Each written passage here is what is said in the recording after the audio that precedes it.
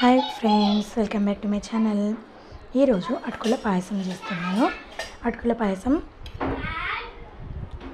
చాలా టేస్టీగా ఉండిద్దండి. డిఫరెంట్ టేస్ట్ అన్నమాట.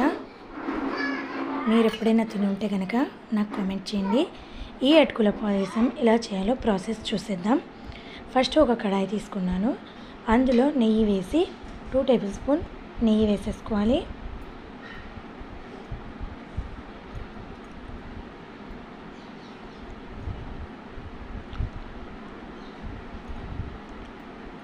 ఇందులో కాజు అంటే జీడిపప్పు పలుకులు వేసుకోవాలన్నమాట.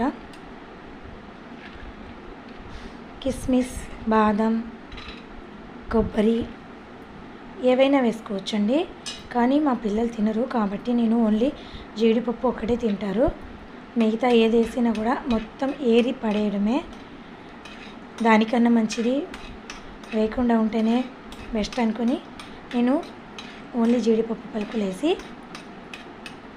ఫ్రై చేస్తున్నాను. జీడిపప్పు పలుకులు చక్కగా దూరగా ఫ్రై అయ్యేటట్టు ఫ్రై చేసుకొని సైడ్కి తీసేసుకోవాలి ఒక గిన్నెలోకి.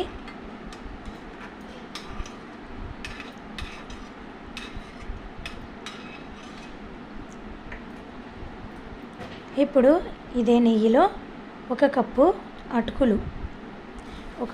అటుకులు వేసుకొని అటుకులని కూడా చక్కగా దూరగా ఫ్రై అయ్యేటట్టు ఫ్రై చేసుకుంటూ ఉండాలి. క్రిస్పీగా ఉండాలన్నమాట. క్రిస్పీగా అయ్యేటట్టు ఫ్రై చేసుకోవాలి. ఈ విధంగా నెయ్యిలో గనక అటుకులు ఫ్రై చేస్తే అటుకుల పాయసం టేస్ట్ మరింత పెరిగిపోయిద్ది అన్నమాట. అందుకని అటుకుల్ని నెయ్యిలో ఫ్రై చేసేసుకోవాలి. చూడండి, బాగా రోస్ట్ అయిపోయినాయి కదా. ఇప్పుడు ఇందులో మనం పాలు వేసుకోవాలి.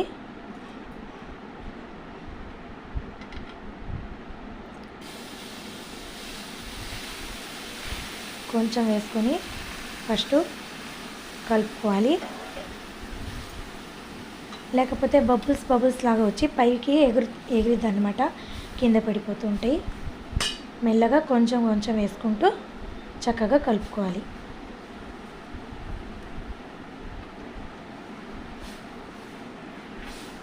నేను చూపిస్తున్న విధంగా ఈ విధంగా వేస్తూ కలుపుకుంటూ ఉంటే చక్కగా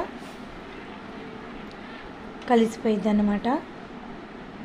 లేదు ఒకేసారి వేసామంటే ఆ వేడికి పైన ఎగిరి పాలు కూడా కింద పడిపోతాయి. ఇలా కలుపుతూనే ఉండగా అది కొంచెం దగ్గర పడిపోయిద్ది అన్నమాట. దగ్గర పడేంత వరకు కలుపుతూ ఉండాలి. ఇందులో యాలకుల పొడిని వేసుకోవాలి. ఇలాచీ పౌడర్ వేసుకున్న తర్వాత మనం ఫ్రై చేసి పెట్టుకున్న కాజు ఉండే కదా, జీడిపప్పు, అవి కూడా వేసుకొని కలుపుకోవాలి. ఇప్పుడు స్టవ్ ఆపేద్దాం. దగ్గర పడిపోయింది. స్టవ్ ఆపేసిన తర్వాతే మనము బెల్లం తురుమేసుకోవాలి. లేకపోతే పాలు విరిగిపోయే అవకాశం ఉంటుంది కాబట్టి బెల్లం తురుము 3/4 కప్పు బెల్లం తురుము వేసుకున్నాను. స్వీట్ చూసుకోండి, మీ ఇష్టం. అటుకులకి కప్పు బెల్లం కూడా వేసుకోవచ్చు. నేనైతే 3/4 కప్పు వేసుకున్నాను. స్వీట్ చూసి సరిపోకపోతే మళ్ళీ ఇంకొంచెం యాడ్ చేసుకోవచ్చు అన్నమాట. అటుకుల పాయసం అయితే రెడీ అయిపోయింది. పైనుండి కొంచెం నెయ్యి వేసేసుకొని కలిపేసుకొని దింపేసుకోవడమే. ఈ అటుకుల పాయసం చాలా టేస్టీగా ఉండిద్దండి. పరిమాణం కొత్త రైస్తో వండితే పరిమాణం ఎంత టేస్టీగా ఉండిద్దో అటుకుల పాయసం కూడా అంత టేస్టీగా ఉండిద్ది. మీరు ఒకసారి ఇంట్లో ట్రై చేసి పిల్లలకి పెట్టండి. చాలా ఇష్టంగా తింటారు మీ ఫ్యామిలీ మెంబర్స్ కూడా. నా వీడియో కనుక మీకు నచ్చినట్లయితే తప్పకుండా లైక్ చేయండి, షేర్ చేయండి, కామెంట్ చేయండి. ఎలా ఉందో పాయసం మీ ఫ్యామిలీ మెంబర్స్ అందరికీ షేర్ చేయండి. Okay friends, thank you so much. మళ్ళీ ఇంకో వీడియోతో కలుద్దాం.